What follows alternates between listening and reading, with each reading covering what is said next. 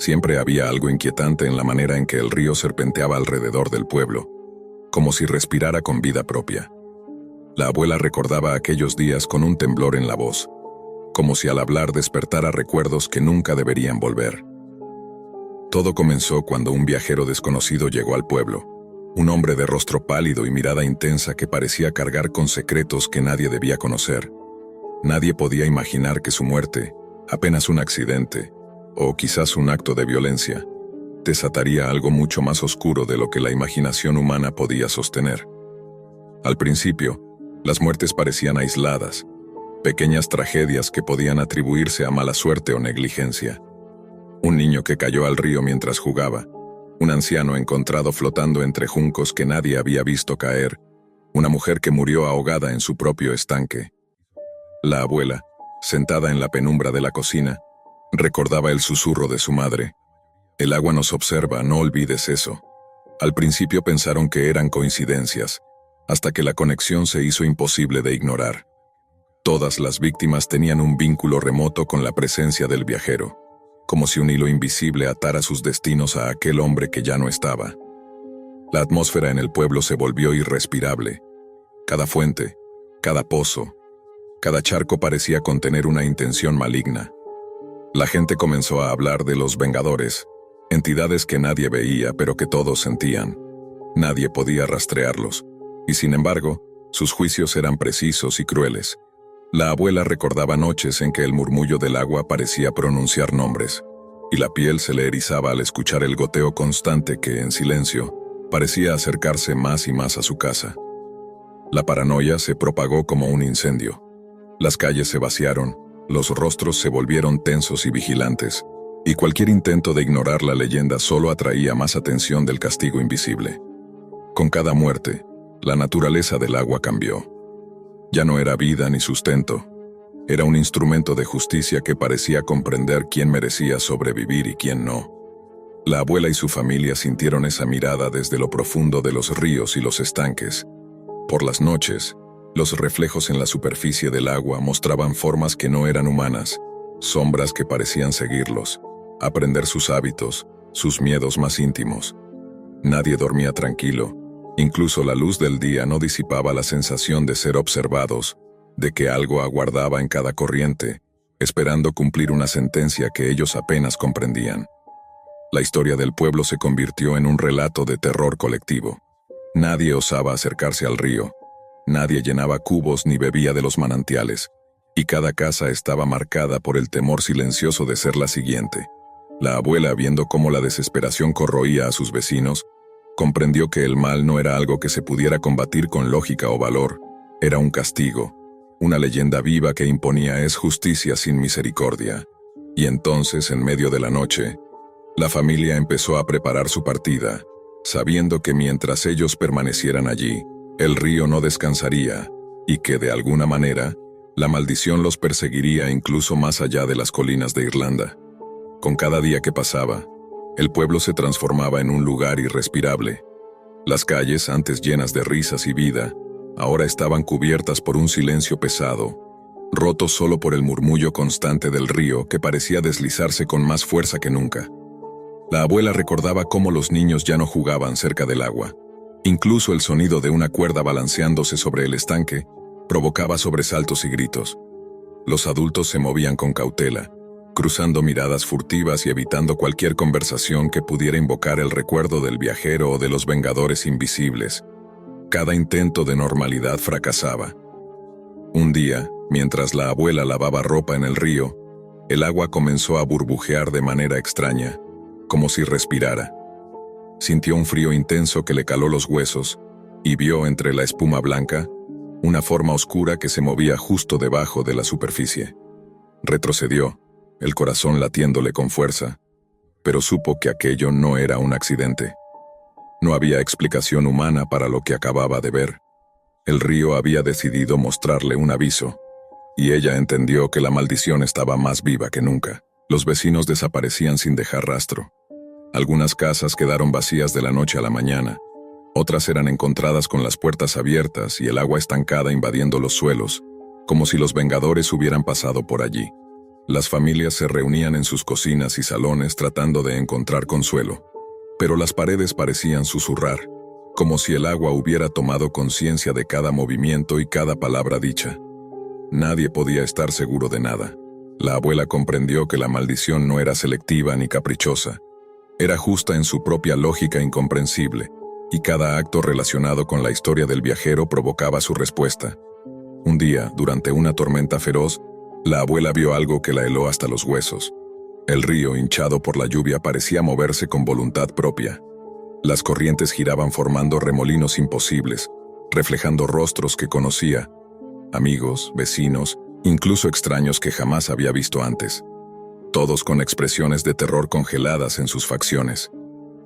Supo entonces que los Vengadores, invisibles pero omnipresentes, utilizaban el agua para recordarle al pueblo que nada quedaba olvidado, que cada vínculo con la tragedia del viajero llevaba consigo consecuencias inevitables. El miedo se volvió tangible. La familia comenzó a empacar sus pertenencias, recogiendo lo que podían cargar y dejando atrás lo que no tenía valor más que sentimental. Cada paso hacia la salida del pueblo era un desafío. Los charcos parecían crecer bajo sus pies, los riachuelos se enroscaban alrededor de las ruedas del carro, y en la superficie del agua aparecían formas oscuras que parecían moverse siguiendo su camino. La abuela sentía que los ojos de alguien invisible la observaban desde cada remolino, que el río tenía memoria, y que cada gota contenía juicio y venganza. Con cada kilómetro que los alejaba del pueblo, sin embargo, el recuerdo del agua los acompañaba. La familia no hablaba mucho. Cualquier palabra fuera de lugar parecía invocar un escalofrío o un murmullo desconocido. La abuela recordaba la sensación de impotencia que había sentido desde el primer día, cuando comprendió que la justicia de los Vengadores no podía detenerse, que el castigo colectivo atravesaba generaciones y que, de alguna manera, el agua nunca olvidaba. El río se convirtió en un enemigo silencioso y constante. Incluso lejos del pueblo, la familia sentía la presión de su presencia. En los charcos a la orilla del camino, en la niebla de la mañana que parecía formar figuras humanoides, y en el murmullo que llegaba desde el viento entre los árboles. La abuela sabía que no podían escapar de la maldición con solo alejarse. El agua recordaba, y los Vengadores siempre encontraban un modo de cobrar su justicia. Dormían poco, siempre escuchando el goteo persistente que les hacía saltar del sueño. Cada noche, la corriente de la memoria les traía visiones de los rostros que habían desaparecido, arrastrados por el río en momentos de desprecio o descuido, y la certeza de que la ira de los Vengadores era tan real como la sed que les quemaba la garganta. Un día, mientras cruzaban un bosque cercano, encontraron un arroyo cristalino, pequeño y aparentemente inocuo. La abuela se detuvo. El corazón le latía con fuerza. Algo en la calma del agua no era natural. El reflejo de la luz formaba sombras que se contorsionaban, figuras que parecían intentar señalarles algo, advertirles. Y fue entonces que comprendió. No importaba cuán lejos fueran, el vínculo con el pueblo y con el viajero seguía presente. La maldición no era geográfica, sino espiritual. No podían huir de la memoria de aquellos que habían provocado la tragedia, ni de quienes habían buscado justicia en silencio. Las noches siguientes fueron las peores. Escuchaban pasos junto a los riachuelos secos, veían cómo el agua de las botellas que llevaban parecía burbujear con vida propia, y en los espejos de los charcos se reflejaban rostros que conocían, distorsionados por el terror y la pena. La abuela comprendió que los Vengadores habían trascendido la forma humana. Eran el río mismo, eran la corriente, eran cada gota que alguna vez había sido testigo de la muerte del viajero y de la indiferencia del pueblo. El miedo los obligó a detenerse en una vieja cabaña al borde del bosque, una construcción abandonada que ofrecía al menos la ilusión de seguridad. Allí, mientras la lluvia golpeaba el techo y los vientos azotaban las ventanas, la abuela narraba a sus hijos la historia del pueblo y del viajero, intentando explicarles lo que ellos mismos no podían comprender del todo. Les dijo que la justicia de los Vengadores era ineludible y que el agua tenía memoria infinita. Les habló de cada charco, de cada pozo y de cada río que habían marcado destinos, de cómo los rostros de los condenados se reflejaban en las corrientes, recordándoles que la muerte y la venganza podían ser tan silenciosas como el murmullo de un arroyo. Esa noche, mientras intentaban dormir, la abuela escuchó un goteo constante que no provenía del techo. Era un sonido sordo, persistente, que se acercaba desde la ventana rota. Lentamente, la corriente de aire trajo con ella un olor a agua estancada, a tierra mojada y a recuerdos olvidados. Miró hacia afuera y vio cómo una pequeña acumulación de agua en el suelo empezaba a moverse, formando remolinos que parecían rostros, cuerpos, siluetas humanas que pedían reconocimiento. Supo con el corazón en la garganta que los Vengadores habían encontrado su rastro. No hubo gritos. La abuela sintió un frío que se le extendía desde los pies hasta la cabeza, un frío que parecía congelar no solo el cuerpo sino también la memoria, dejando únicamente la conciencia del juicio inminente. Los remolinos crecieron, formando círculos que reflejaban la historia de cada muerte, la cadena de causalidad que conectaba al viajero, al pueblo y a su propia familia. Todo estaba contenido en aquella agua negra y viva que parecía alimentarse de su miedo. La abuela comprendió que no existía defensa, que la maldición no podía ser sorteada ni interrumpida, y que la única opción era reconocer su lugar en la cadena de justicia que los Vengadores habían instaurado desde el primer día. Cuando el amanecer llegó, la cabaña estaba vacía, y el arroyo cercano corría tranquilo, como si nada hubiera ocurrido. Pero la abuela y su familia nunca volvieron a ser vistos. Los aldeanos que permanecieron en Irlanda hablaban con voz temblorosa de un grupo que se había ido huyendo, con la certeza de que habían sido reclamados por la maldición del agua, y entendieron de manera definitiva que nadie podía escapar del juicio de los Vengadores. El río continuó su curso, silencioso y poderoso, recordando a todos los que osaban ignorar la historia del viajero, que la justicia del agua era eterna, invisible y absoluta. La leyenda se consolidó, y el miedo se transformó en tradición, pasando de generación en generación, para que nadie olvidara jamás que en ese rincón de Irlanda, el agua no era solo vida, era venganza. El viento de la costa irlandesa siempre traía consigo un olor a sal y a abandono, y ese invierno no fue la excepción. La familia O'Malley había llegado al pequeño pueblo buscando refugio por unas semanas, como tantos otros viajeros, con la esperanza de disfrutar del mar y la tranquilidad de la campiña. Pero desde el primer momento, los ojos del lugar parecían taladrarlos. Los murmullos se alargaban por los callejones y las sonrisas eran cortadas antes de llegar. Las miradas eran cuchillas invisibles y los comentarios, aunque susurrados, tenían filo. La familia se sintió como intrusos en su propia búsqueda de descanso. El primer roce llegó en la taberna local, donde la costumbre del pueblo era sagrada, y la novedad siempre sospechosa. El padre, un hombre alto y de voz firme, había intentado explicar su intención de quedarse por unos días, de integrarse, de ser parte de algo que no existía para ellos. Pero lo recibieron con risas cortantes y empujones velados. La discusión escaló, palabras que calaban más hondo que cualquier golpe físico, hasta que la ira de algunos lugareños estalló y la familia se vio obligada a salir bajo la lluvia helada. Aquella noche, el padre caminó solo hacia el puente que cruzaba el río que masticaba la aldea, un lugar que los lugareños mencionaban solo con reverencia y temor. Al día siguiente, su cuerpo apareció bajo el agua, inerte, la garganta llena del frío del río, sin señal de pelea ni accidente claro. Nadie habló, nadie confesó. El silencio del pueblo era un manto pesado, y mientras los O'Malley trataban de recomponerse, la quietud se volvió opresiva. Luego comenzaron los rumores de desapariciones y hallazgos imposibles. Un hombre encontrado en su propia bañera, otro en un charco que parecía demasiado pequeño para contenerlo, otro empapado hasta los huesos en la cama, como si el agua misma hubiera decidido reclamar justicia.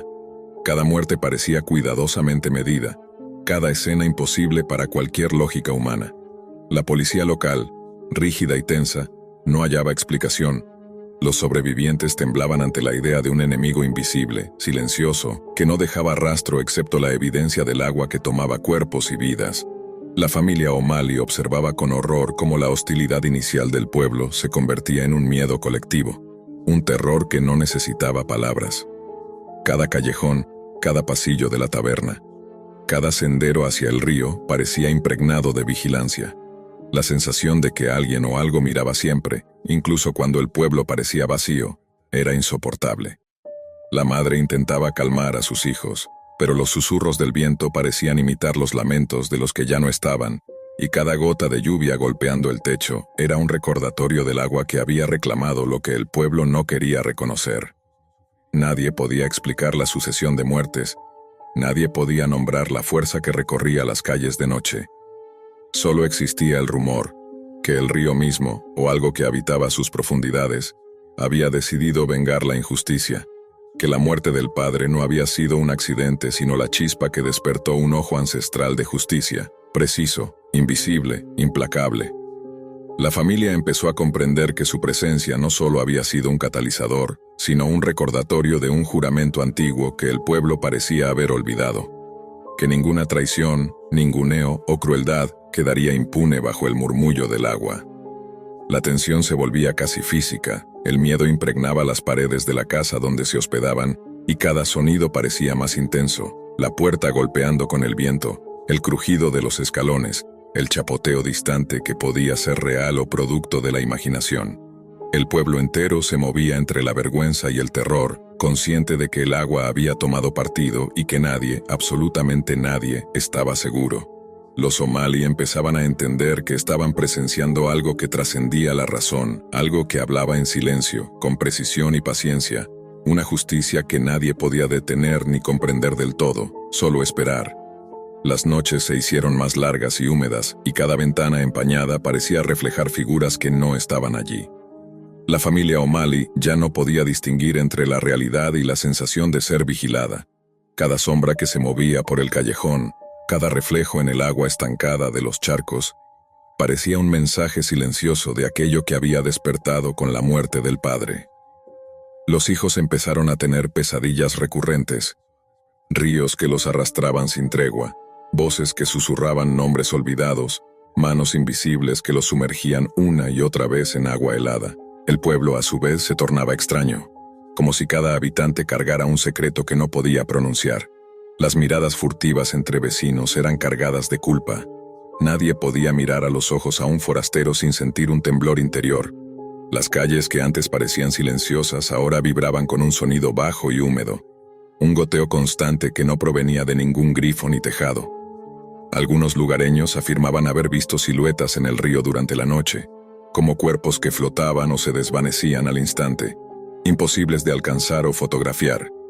Mientras tanto, los somalíes se dieron cuenta de que cualquier intento de alejarse o buscar ayuda externa estaba condenado al fracaso. Cada vehículo que abandonaba el pueblo regresaba con inexplicables desperfectos. Cada llamada a la policía de la ciudad cercana parecía cortarse por interferencias misteriosas. Era como si el agua misma y su espíritu de venganza hubieran extendido su alcance, convirtiendo el lugar en una prisión líquida y silenciosa. La madre empezó a notar pequeñas anomalías.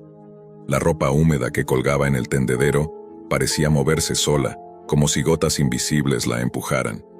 Los utensilios de cocina aparecían mojados sin razón, y el agua que hervía en la tetera parecía contener un reflejo que no correspondía a nada dentro de la casa.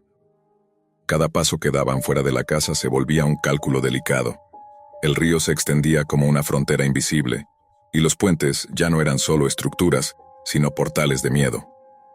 La gente del pueblo comenzaba a murmurar nombres que nadie había pronunciado en años, recordando a los ancestros que habían hecho pactos con las aguas, juramentos de justicia silenciosa que el mundo moderno había olvidado.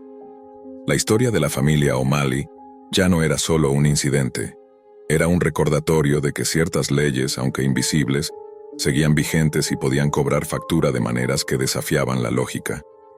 Los O'Malley empezaron a entender que la venganza no buscaba espectáculo, sino precisión. No había gritos, no había fuego, no había fuerzas visibles, solo agua y la manera en que podía infiltrarse en lo cotidiano, en lo íntimo, en lo más seguro. Cada muerte que seguía ocurriendo parecía planificada con la meticulosidad de quien conoce cada recoveco de la realidad, como si el río mismo tuviera conciencia y memoria, observando y esperando el momento exacto para actuar. La familia sentía una mezcla de fascinación y horror, la sensación de estar presenciando algo ancestral, algo que no podía ser detenido ni discutido, solo comprendido a medias y temido profundamente. Ya no podían distinguir entre el sonido de la lluvia y el lamento de los que habían caído, entre el reflejo del río y los ojos de los que habían sido víctimas. Cada día que pasaba, la certeza se volvía más fuerte. La injusticia inicial contra su padre había despertado un ojo antiguo, silencioso, que no perdonaba ni olvidaba. Con cada amanecer, el aire se volvía más denso, cargado de humedad y de una sensación que no podía nombrarse. Los O'Malley empezaron a notar que incluso los objetos inanimados parecían participar de una vigilancia silenciosa. Las ollas goteaban agua sin razón. Los espejos reflejaban figuras que desaparecían cuando uno parpadeaba, y las luces de la casa titilaban al compás de un ritmo que nadie podía explicar. No había violencia física, pero cada fenómeno transmitía un mensaje claro. El agua había tomado partido, y su justicia era fría, precisa, inevitable. El miedo se volvió rutina. Cada vez que cruzaban la calle principal, la familia podía sentir la mirada de los lugareños, una mezcla de culpa y temor que hacía que los pasos se sintieran más pesados. Los charcos en las calles reflejaban el cielo, y a veces, una sombra que no correspondía a nada ni a nadie. Los hijos, ahora más conscientes de lo que ocurría, evitaban mirar el río, pero susurros en la corriente parecían llamarlos, un lamento que mezclaba miedo y advertencia. Una noche, la madre decidió enfrentarse a la sensación creciente. Salió al puente bajo la lluvia, con el padre ya perdido en la memoria, buscando entender lo que la corriente parecía querer transmitir. Cada gota que caía sobre su rostro parecía tener intención propia. Cada soplo del viento traía consigo voces levemente reconocibles, nombres que no podía identificar con certeza, pero que hacían que su corazón se acelerara. El río parecía moverse distinto, más oscuro, más profundo. La corriente parecía recordar cada injusticia, cada mirada hostil, cada palabra cruel que había precedido la tragedia del padre. Mientras tanto, los vecinos comenzaron a percibir que la presencia de los O'Malley no era un problema sino un catalizador. La historia de su llegada, la pelea en el bar, la muerte bajo el puente y las muertes imposibles que siguieron, empezaba a tejerse en la memoria colectiva del pueblo como una advertencia silenciosa. Las conversaciones se detenían cuando aparecía alguien nuevo en la taberna.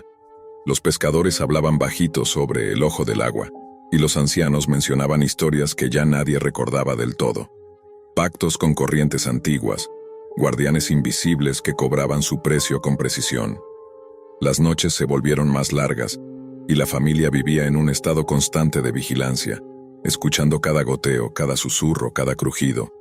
Dormían apenas, y cuando lo hacían, los sueños los arrastraban hacia corrientes imposibles, hacia puentes que se alargaban hasta el infinito, hacia habitaciones inundadas donde cuerpos que conocían flotaban sin vida. Era como si el mundo ordinario hubiera perdido su lógica, y la única certeza fuera la presencia del agua y su justicia silenciosa. Cada día, los O'Malley notaban que los fenómenos no eran aleatorios. Cada charco, cada bañera, cada gota en el piso parecía repetir un patrón, como si la venganza misma siguiera un plan detallado. La familia se dio cuenta de que no podían huir del pueblo ni del río. No había ayuda externa que llegara a tiempo, y cada intento de contacto con el exterior se veía obstaculizado por imprevistos que parecían demasiado perfectos para ser casuales. La sensación era que algo más grande que ellos, más antiguo que la memoria humana, estaba ejecutando una sentencia que no podía ser ignorada. Y así, los días se sucedían con el peso del agua constante, la presencia invisible pero precisa que los rodeaba y los observaba. La familia entendió poco a poco que el peligro no era solo la corriente o el río, sino la justicia que se había despertado y que no conocía misericordia. Una fuerza que no necesitaba palabras ni gritos para recordarles a todos que ciertas ofensas, ciertos desprecios nunca quedan sin respuesta. Con cada día que pasaba, la familia O'Malley sentía cómo el pueblo entero se había convertido en un laberinto de presencias y presagios. Las calles parecían estrecharse a su alrededor, y los charcos se multiplicaban de manera imposible, como si la tierra misma se inclinara hacia el río en un gesto de complicidad. Los hijos habían dejado de jugar al aire libre. Cada paso afuera estaba marcado por un miedo casi físico, un temblor que recorría el cuerpo antes incluso de percibir el sonido del agua. La madre y la hija se aferraban a la memoria de su padre.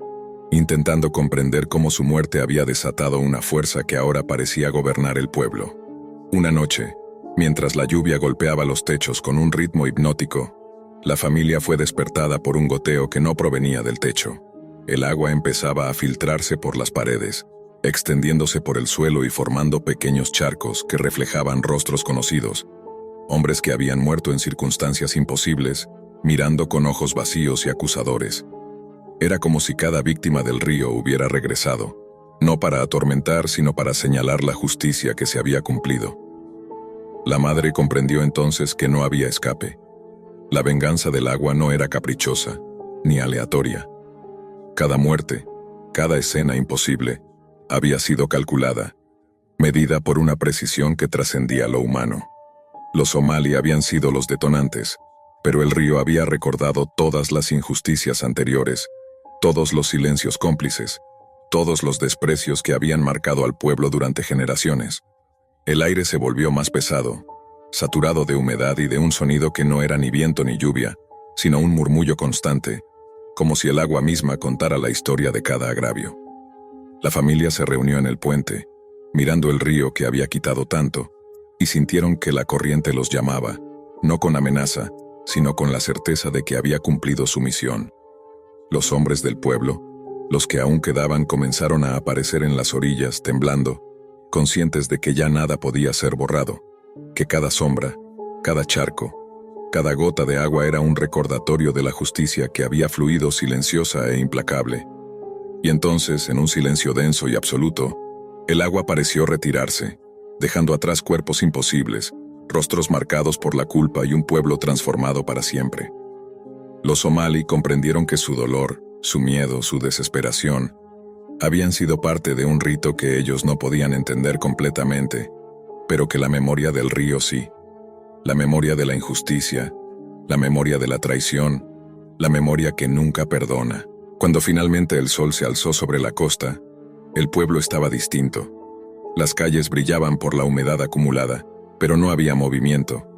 Cada habitante sabía, en lo más profundo, que la justicia había hablado y que la fuerza invisible que había juzgado era perfecta en su precisión.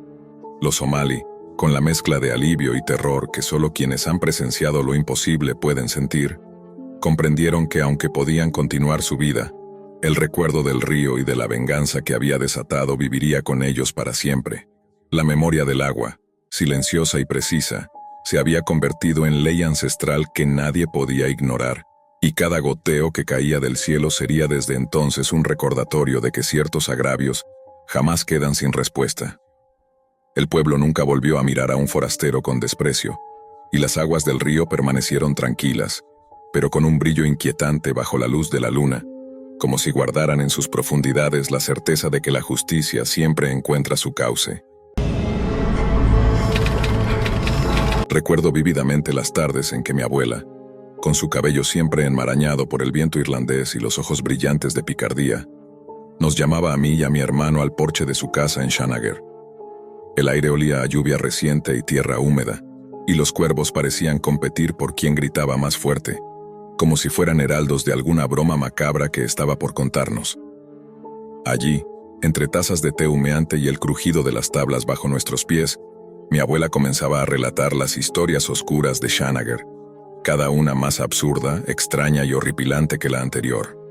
Hablaba del viejo molinero que tropezó con sus propias botas y terminó atrapado en una prensa de trigo, sus últimas palabras quejándose de lo ridículo de su destino, mientras los vecinos contaban la historia con carcajadas, como si fuera una comedia negra. Narraba del herrero que perdió una pierna por intentar probar si el hierro caliente podía doblarse solo con la mente, y del barquero que al cruzar el río, desapareció con todo y bote, porque un banco de niebla lo confundió con un puente imaginario. Cada relato estaba salpicado de un humor cruel que yo, niño, encontraba divertido y exagerado, imposible de creer. Pero había algo en la manera en que mi abuela contaba cada tragedia que me hacía estremecer. No era solo la descripción de la muerte o la torpeza, era el tono, la cadencia, la forma en que su voz bajaba a un susurro y luego estallaba en carcajadas como si compartiera un secreto con el viento. A veces, se detenía y me miraba directamente, con una expresión que mezclaba orgullo y advertencia, y me decía: Nunca subestimes a Shanagar, niño.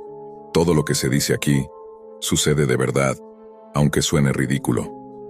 Crecí creyendo que aquellas historias eran juegos de imaginación, cuentos de fantasmas diseñados para asustar a los niños, una forma de diversión oscura. Pero las coincidencias empezaron a acumularse. El abuelo contaba, entre dientes y con cierto nerviosismo, cómo el granero de su primo se incendió por un derrame de aceite que, según él, solo podía pasar si uno realmente intentaba hacer algo absurdo. Y luego, cuando caminábamos cerca del río, escuchábamos rumores del barquero desaparecido, del herrero que perdió su pierna, del molinero cuya tumba nadie encontró porque había sido tragado por su propia prensa. Todo estaba allí, en el mundo real, replicando las historias que mi abuela narraba con tanto humor negro. Los años pasaron, y cada visita a Shanagar se volvió un ejercicio de nerviosismo disfrazado de curiosidad. Caminaba por las calles adoquinadas y las casitas bajas, escuchando ecos de relatos antiguos que parecían surgir de las paredes mismas, murmullos de tragedias absurdas que se habían materializado. Una vez, mientras exploraba el bosque que rodeaba el pueblo, me topé con un árbol cuya rama estaba torcida de manera imposible, exactamente como la que describió mi abuela en la historia del chico que quedó colgado tras intentar atrapar un cuervo ladrón de frutas. El humor macabro se volvía escalofriante cuando la realidad imitaba sus palabras con exactitud. Shanagar tenía su propio ritmo, un latido extraño que parecía susurrar secretos antiguos. Cada vecino, cada callejón, cada rincón húmedo y empedrado parecía cargado de historias que esperaban ser recordadas. La abuela nos enseñó a escucharlas, a reír con ellas, pero también a temerlas. Porque en Shanagar lo absurdo y lo macabro caminaban de la mano, y uno nunca podía estar seguro de cuándo un relato que parecía imposible se materializaría ante sus ojos. Incluso los objetos más cotidianos del pueblo estaban impregnados de esas pequeñas tragedias. Una tetera que siempre se caía sin razón aparente, una puerta que se cerraba sola mientras alguien pasaba, una silla que crujía como si sus ocupantes pasados quisieran recordarte su historia.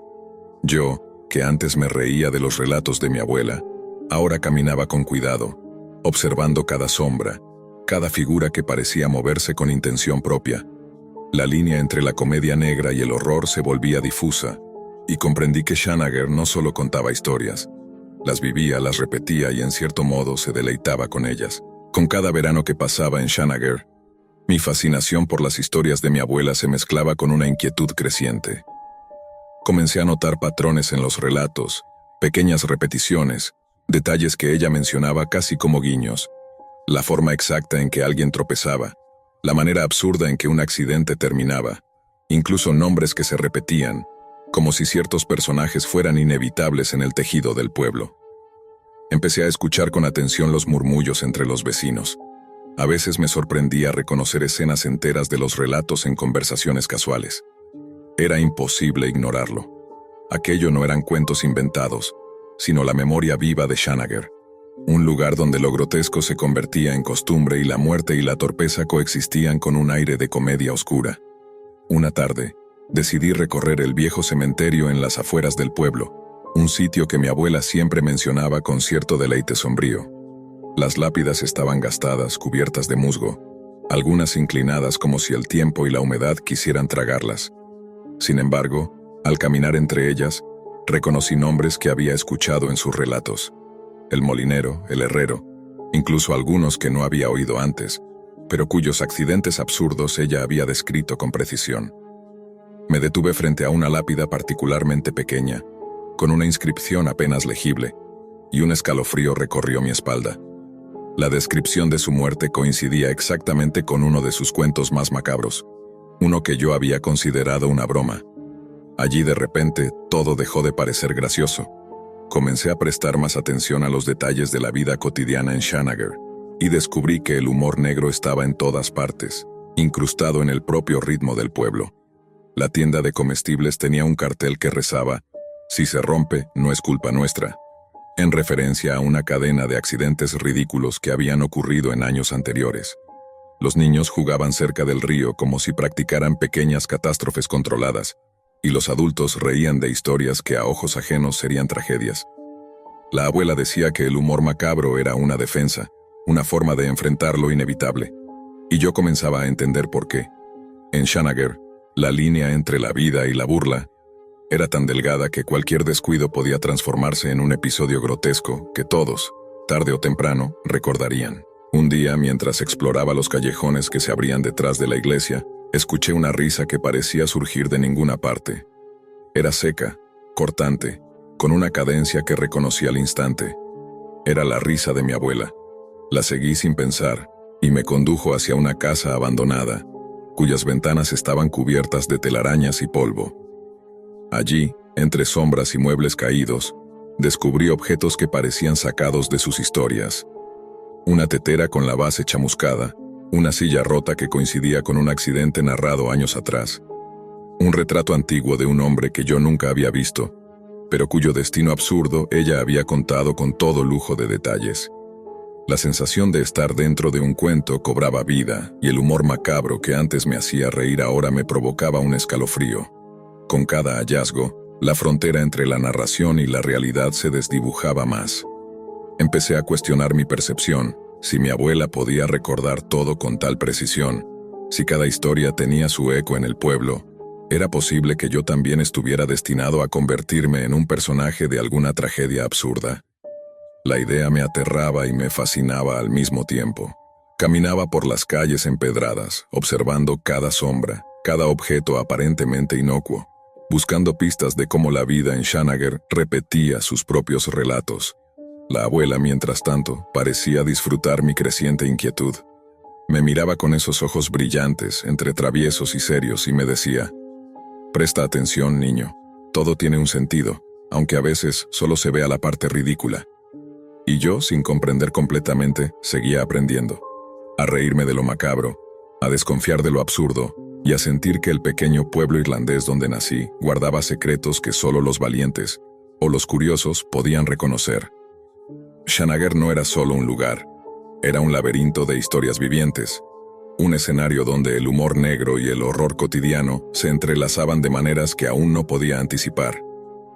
A medida que los años pasaban, comencé a notar que las historias de mi abuela no solo estaban en los recuerdos de los vecinos o en las lápidas cubiertas de musgo, sino que parecían seguirnos, activas, esperando ser recordadas.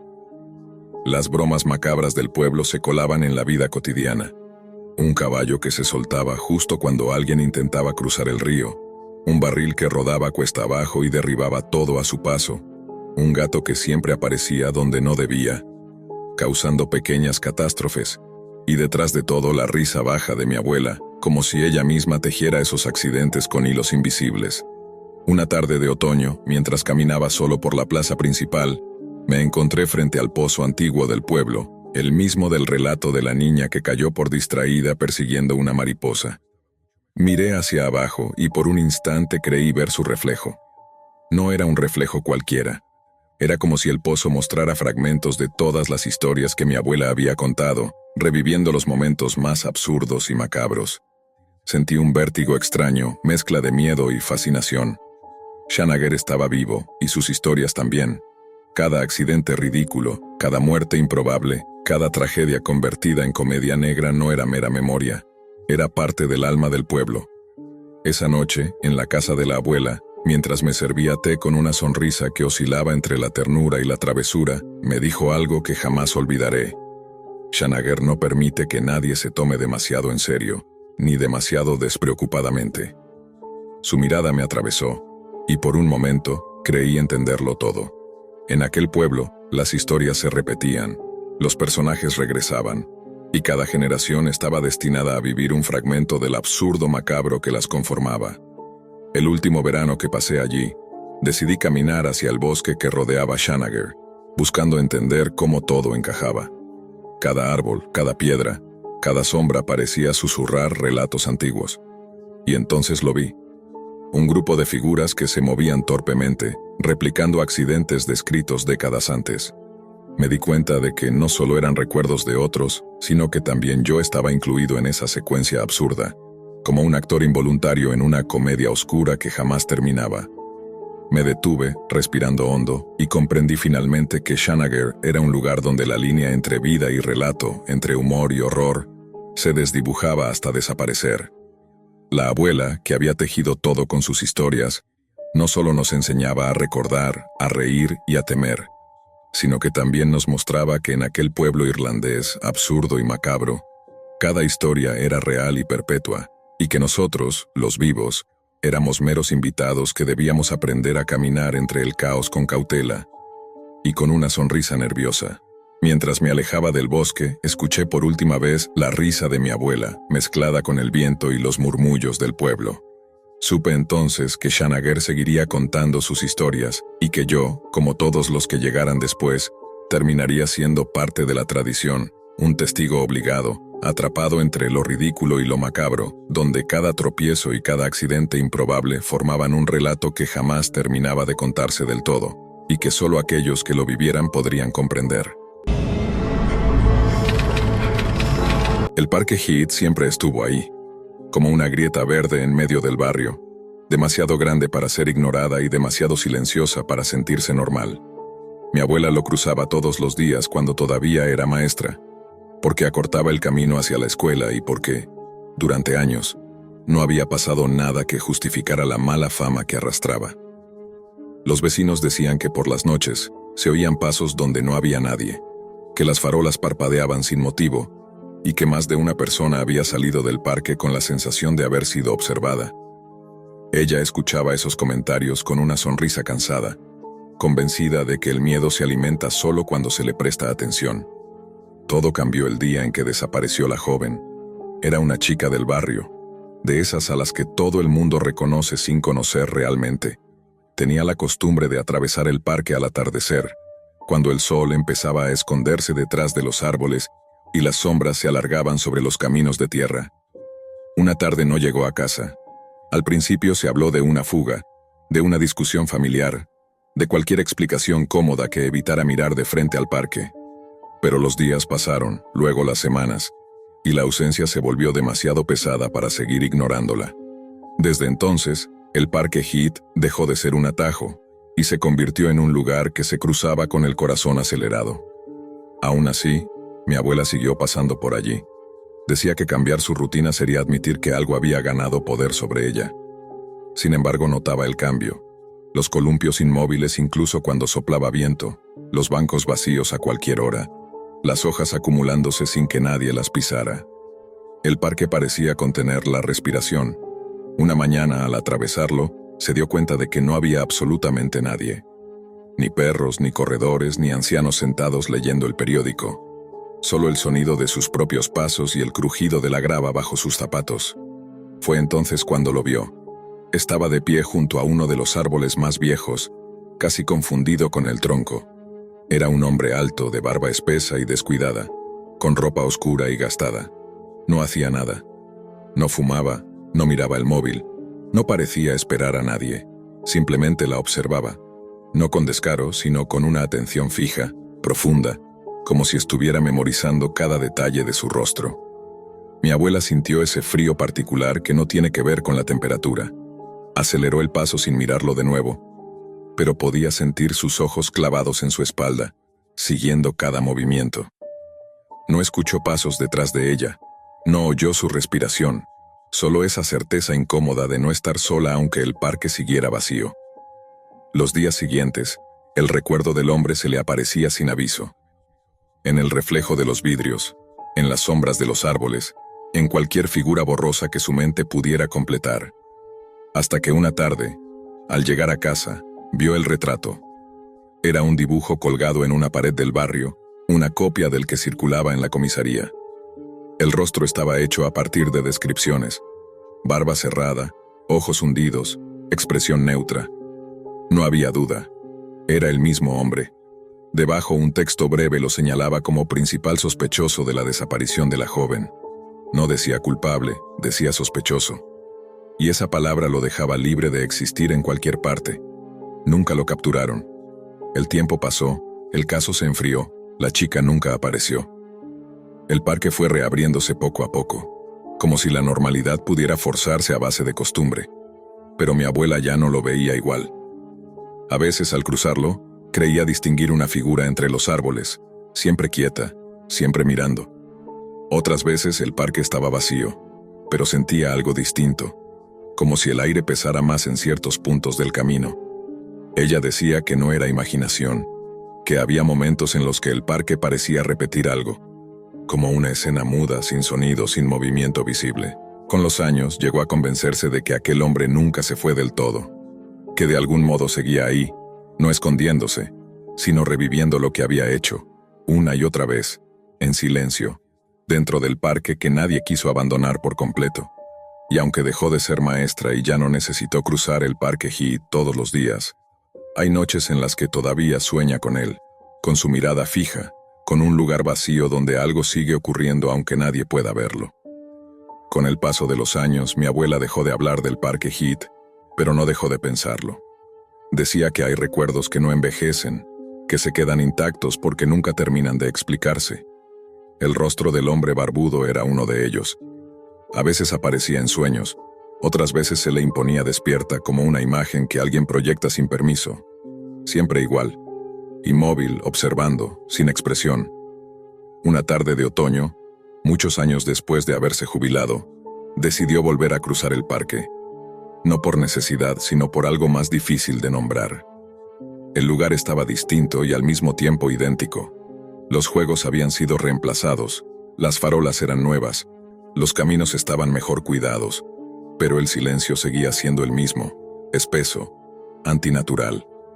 Caminó despacio, apoyándose en su bastón, sintiendo cómo cada paso la llevaba no hacia adelante, sino hacia atrás.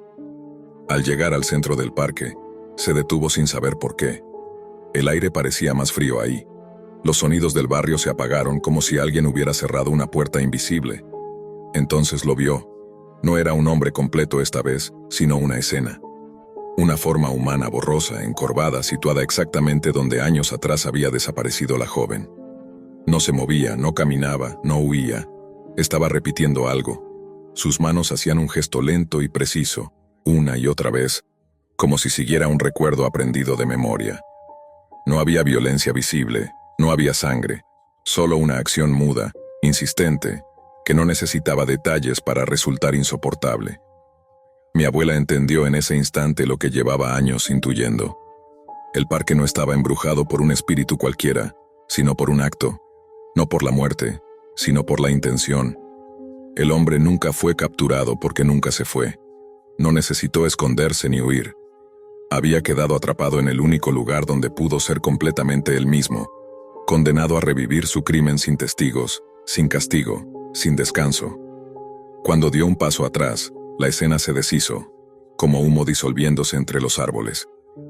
El parque volvió a ser un parque. Pasaron corredores, un perro ladró a lo lejos, una pareja se sentó en un banco. Nadie notó nada extraño. Esa noche, mi abuela habló por última vez del tema. Dijo que el verdadero horror no era que el asesino siguiera ahí, sino que el mundo aprendiera a convivir con su presencia sin verla, que los lugares recuerdan lo que las personas olvidan y que algunos crímenes no necesitan cuerpos para permanecer vivos. Murió convencida de una cosa: mientras el Parque Heath siga en pie, habrá momentos en los que alguien, sin saber por qué, sentirá que está observando algo que no debería estar ocurriendo, pero que sigue pasando. En silencio. Recuerdo la forma en que mi abuela bajaba la voz cuando llegaba a esa parte del relato, como si el aire mismo pudiera escucharla. No era una historia que contara completa, nunca lo fue. Siempre decía que no había un final verdadero, solo capas de silencio acumuladas con los años. Ocurrió cuando ella vivía en Argentina, en una etapa extraña de su vida en la que había decidido comenzar un doctorado tardío, impulsada más por una necesidad de huir que por vocación académica.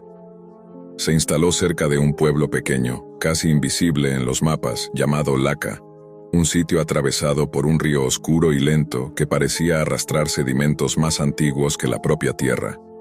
Fue allí donde conoció al americano. Nunca decía su nombre con claridad, como si no estuviera segura de haberlo sabido alguna vez. Lo describía como un empresario, aunque esa palabra parecía insuficiente. Decía que tenía una forma de mirar que no encajaba con el lugar, una atención excesiva por detalles que nadie más notaba. Los montículos irregulares en las colinas, los relatos fragmentados de los ancianos, las zonas donde los animales se negaban a beber agua. Él apareció un día cualquiera, sentado en el café frente al río, hablando un español correcto pero rígido, como aprendido para cumplir una función. La conexión entre ellos fue inmediata, pero no romántica en el sentido habitual. Era más bien una complicidad silenciosa, como si ambos entendieran que el otro cargaba preguntas que no se atrevían a formular en voz alta. Mi abuela, con sus estudios en antropología y archivos históricos, había pasado meses revisando documentos olvidados, relatos indígenas incompletos, mapas mal dibujados que señalaban antiguas zonas de entierro en regiones fronterizas de Bolivia, sitios borrados oficialmente, negados por autoridades, pero persistentes en la memoria oral. El americano escuchaba con una atención inquietante. No interrumpía, no tomaba notas, solo asentía como si confirmara algo que ya sabía. Con el tiempo las conversaciones se hicieron más privadas.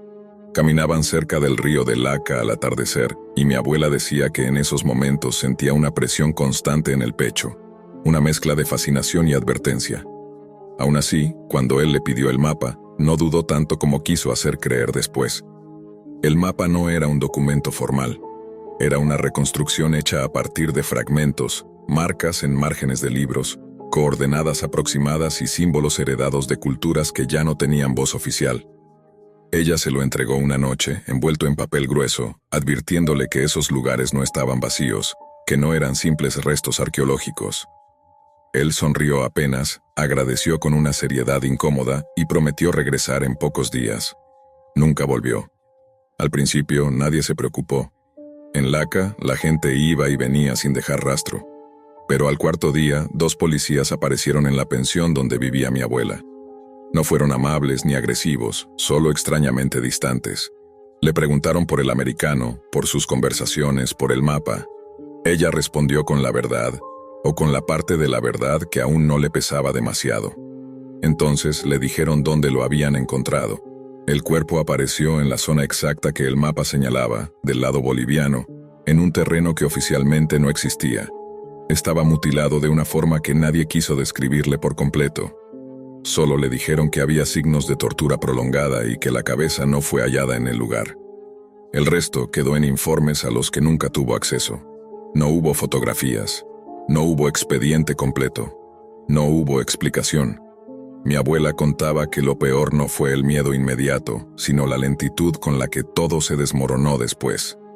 No llegó ninguna autoridad internacional. Nadie de la embajada preguntó demasiado. El caso fue diluyéndose entre versiones contradictorias, ajustes de cuentas, rituales indígenas exagerados por la prensa local, conflictos que convenía no aclarar. Cada versión la alejaba más de la verdad y la dejaba más sola con sus recuerdos. Con el tiempo comenzaron los rumores. Algunos decían que el americano sabía demasiado, otros que había intentado profanar un sitio sagrado. Algunos insinuaban que ella lo había guiado a propósito. Nunca la acusaron formalmente, pero la mirada del pueblo cambió. Las conversaciones se detenían cuando ella entraba. El río de Laca, decía, parecía más oscuro cada día. La culpa no llegó de golpe. Se filtró lentamente, como humedad en las paredes. Pensaba en el mapa, en cada trazo hecho con manos temblorosas, en cada advertencia que no pronunció con suficiente fuerza. Pensaba en la sonrisa del americano, en lo poco que realmente sabía de él, y sobre todo en la certeza de que algo había sido despertado, algo que no necesitaba ser nombrado para sentirse presente. Nunca hubo cierre, nunca hubo justicia, solo archivos cerrados, llamadas que no devolvieron respuesta y una sensación persistente de abandono, como si el mundo hubiera decidido mirar hacia otro lado. Mi abuela terminó el doctorado, regresó a su país y guardó esa historia como se guarda una herida que no sangra, pero duele al tocarla. Cuando me la contaba, siempre se detenía antes de llegar a lo que ocurrió después. Decía que algunas cosas no se cuentan porque al hacerlo se les da forma, y que hay misterios que sobreviven precisamente porque nadie se atreve a cerrarlos. Yo aprendí a escuchar el silencio que dejaba al final, ese vacío pesado que todavía hoy, al recordar el río de Laca y al americano sin nombre, sigue pareciendo demasiado lleno. Después de regresar, mi abuela intentó convencerse de que el tiempo haría su trabajo, de que la distancia borraría las imágenes que nunca vio pero que su mente reconstruía sin permiso. Sin embargo, el silencio no se comportó como esperaba. No era ausencia, era una presencia constante, algo que se sentaba junto a ella en las noches y revisaba, una por una, las decisiones que había tomado en Laca. Nunca volvió a hablar del doctorado con orgullo. Decía que los títulos no sirven cuando lo que aprendiste no tiene lugar en ningún aula. A veces despertaba sobresaltada, segura de haber escuchado agua corriendo dentro de la casa, como si el río de Laca hubiera encontrado un camino subterráneo hasta su dormitorio. Otras veces soñaba con mapas que cambiaban solos, con líneas que se desplazaban mientras dormía, señalando lugares nuevos, más precisos, más profundos. Hubo una época en la que empezó a recibir llamadas sin voz. El teléfono sonaba a horas exactas, siempre de madrugada, y al atender solo se oía una respiración lejana, irregular, como si alguien estuviera caminando con dificultad. Nunca duraban más de unos segundos. Cuando intentó rastrearlas, no había registros. Nadie más parecía notar nada extraño. Los técnicos decían que eran interferencias. Ella asentía, pero colgaba con las manos temblando. Un día, revisando cajas antiguas, encontró una copia del mapa. Juraba haberlo destruido antes de irse de Argentina, pero ahí estaba, doblado del mismo modo, con las mismas manchas de tinta. No recordó haberlo guardado. Tampoco recordó haberlo vuelto a dibujar. Lo observó durante horas, buscando diferencias, y fue entonces cuando notó algo que antes no estaba. Una marca mínima, casi imperceptible, cerca del borde inferior. Un símbolo que no reconocía, pero que le provocó una náusea inmediata, como si el cuerpo supiera algo que la mente aún no podía aceptar. Intentó deshacerse de él varias veces. Lo quemó parcialmente, lo rompió, lo enterró en el jardín. Siempre volvía. No en el mismo lugar, no de inmediato, pero reaparecía en cajones, entre libros, dentro de sobres que ella no recordaba haber abierto. Dejó de dormir bien. Empezó a evitar hablar del pasado, incluso con la familia.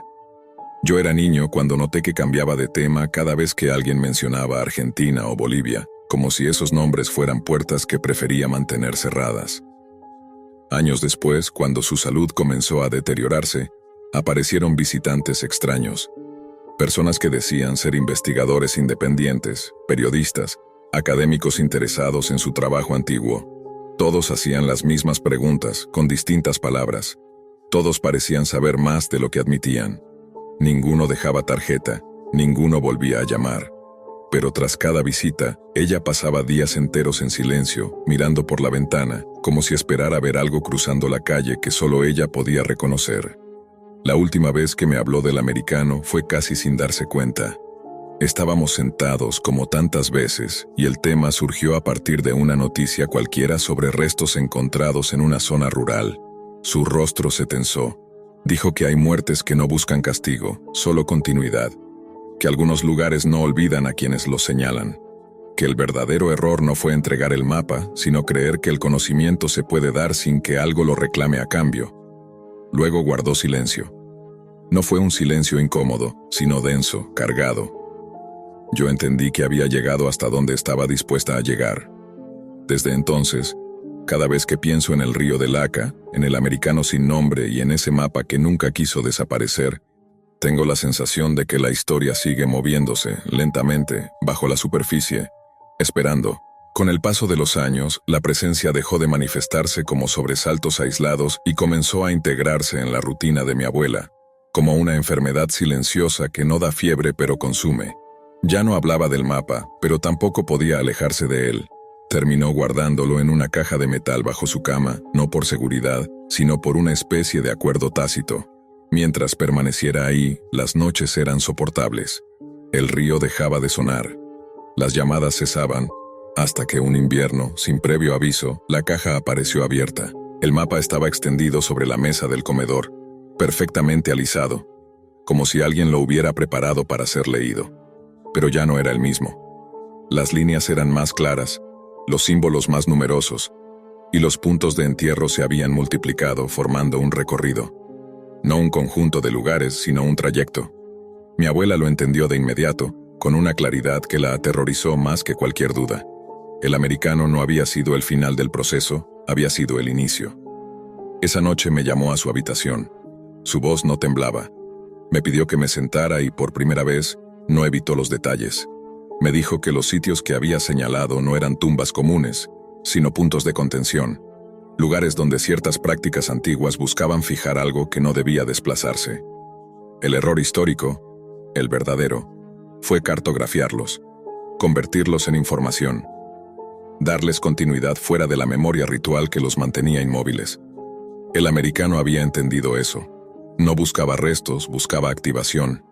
Y cuando llegó al punto exacto, hizo lo que sabía hacer: intervenir, excavar, alterar.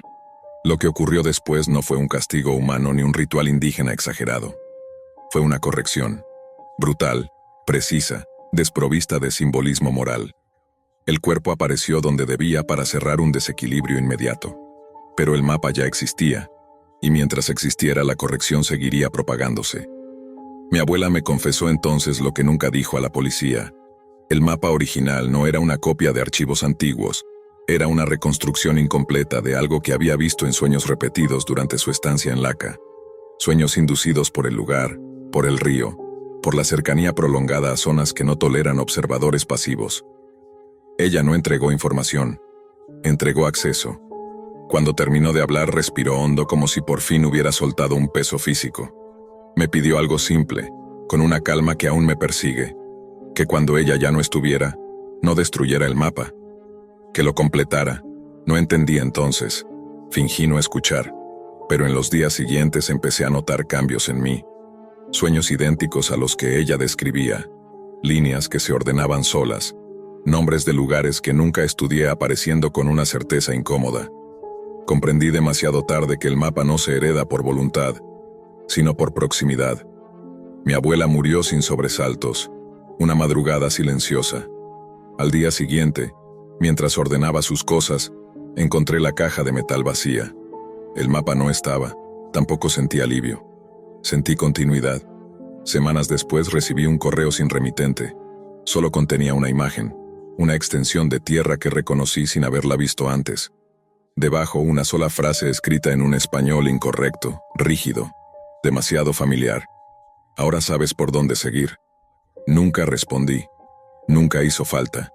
Desde entonces, cada vez que escucho hablar de hallazgos inexplicables, de cuerpos encontrados en lugares que oficialmente no existen, de investigaciones que se cierran sin explicación ni responsables, siento la misma certeza que mi abuela cargó durante décadas. No se trata de crímenes sin resolver, sino de procesos en curso. El verdadero terror no fue el americano decapitado ni la corrupción que sepultó el caso. El verdadero terror es entender que hay conocimientos que no mueren con quienes los descubren, que solo cambian de manos, y que, una vez trazado el primer mapa, alguien siempre termina siguiendo el río hasta donde ya no hay regreso.